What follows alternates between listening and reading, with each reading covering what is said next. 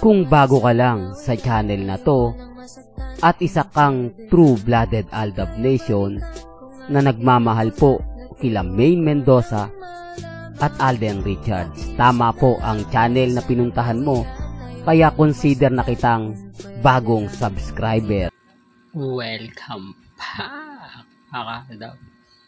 Ito na naman po ang inyong lingkod, si Mr. Destiny. At dahil family bonding moment ngayon at family weekend, abay itong video ang gagamitin natin na kung saan totoo, hindi edited, walang halong paniling lang, totoong naganap at totoong nangyari. Hindi nga po kasi nanligaw, di po ba? Pero nagpakasal agad. Obsession na naman yan, Mr. Destiny. Alam mo kaya ka nababash eh. Kaya ka lagi na pag-iinitan. Gaya ngayong video na pinapakita mo, matagal na yan eh, sa Philippines Arena. Ang Eat Bulaga, wala bang bago? Puro luma na lang kasi yung pinapakita mo. Puro luma na lang yung mga sinasabi mo. Dapat magbigay ka ng bago. Dapat magbigay ka ng mga kumbaga magaganda. Eh bakit nga po ba ang Eat Bulaga? Binalik nila yung tamang panahon. Maraming tumatangkilik. Kahit sabihin na natin na pinaunti-unti nag-trending siya sa YouTube. Kaya nga po marami nagalit sa Eat Bulaga. Marami nag-react kina Jose, Wally, Paulo at Alan Kay. At kita nyo naman po si Mengay nabash din. Hindi po ba? Hindi pinaligpas. O, kaunting sinabi ni Mengay, pinalaki po nila. At ang gusto nga po nilang mangyari, sagutin ni Alden yung sinabi ni Mengay na hindi naman po naganap at hindi naman po nangyari. Diba? May mga bagay-bagay nga po mga Kaaldab na talaga naman pong matutuwa kayo. Mga bagay-bagay na kung saan kitang-kita naman po ninyo. Di po ba? Yung paghawak lang kay Mengay, di po ba? Yung tipong kay si Alden Richards lang, yung tipong po pwedeng gumawa. Mga yakap, na ramdam mo yung sigla at saya. Yung tipong kapag ka may mga komento ay talagang mapapaisip ka. Mga bagay-bagay na napakasarap panoorin, napakasarap balik-balikan. Kahit sabihin nila na matagal na ito, panahon pa ito ng 2015, lumang-luma na yan. Pero masarap pong panoorin, di po ba? Masarap balik-balikan yung mga bagay-bagay na sa kanilang dalawa nyo lang po makikita. At least ito mga Kaaldab, totoo. Hindi ko to inedit, hindi ko to kumbaga ginawa ng mga bagay-bagay na para lang makakuha ng simpatya.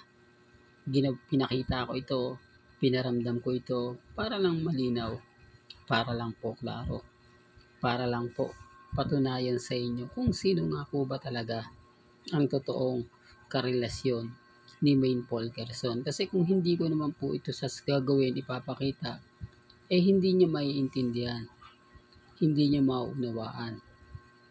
Di po ba? Kaya nga sabi ko sa inyo, yung yakap ni Alden, yung pagmano ni Alden kay Tatay Dab, yung tipong kasalan kung saan nga po mga Kaaldab, inulan, di po ba?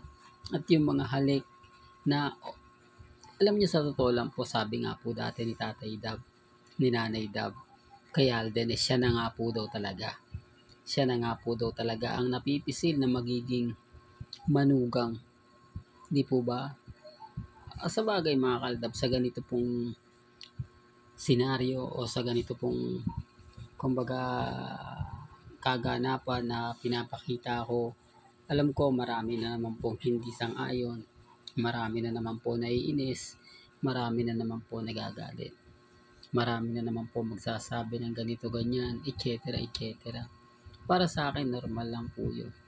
Para sa akin okay lang po yung magiging senaryo po nila. Alam niyo naman po na pagdating po sa channel ni Mr. Destiny, never tayo nagpapa-apekto.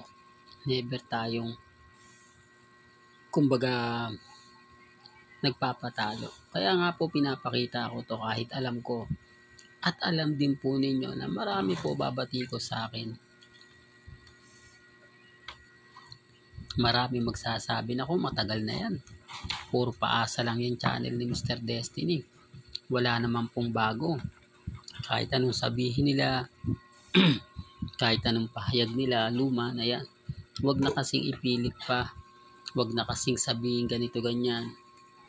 Kaya nga sabi ko sa inyo, ako po, kapag nagbigay ng update, pag nag-post, nagpakita, nagparamdam ng mga bagay-bagay na masaya. Lalo na nga po pagdating sa fandom.